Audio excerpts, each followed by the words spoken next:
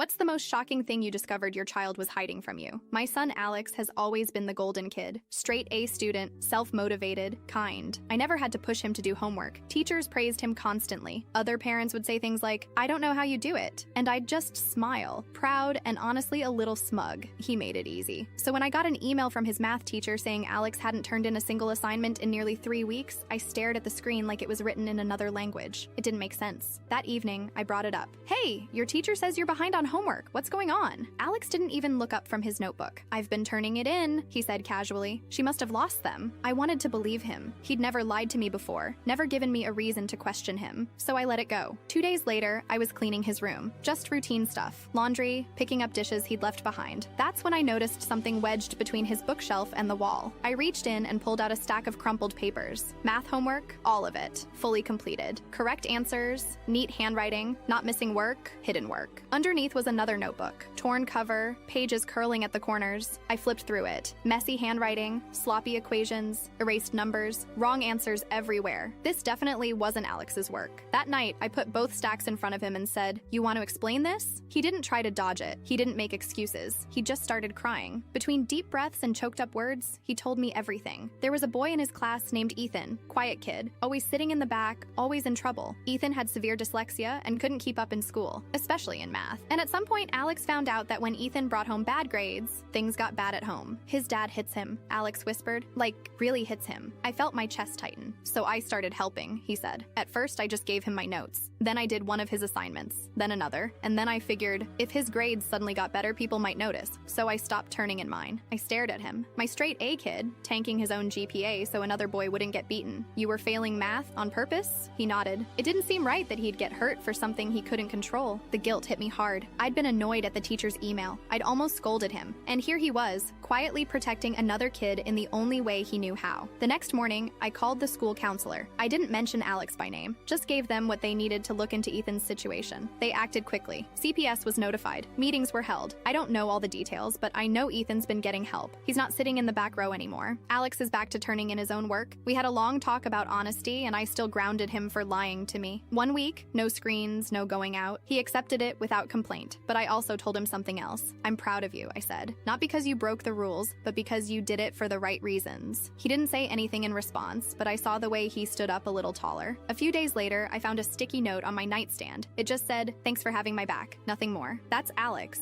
in a nutshell. Quiet, thoughtful, and full of more compassion than most adults I know.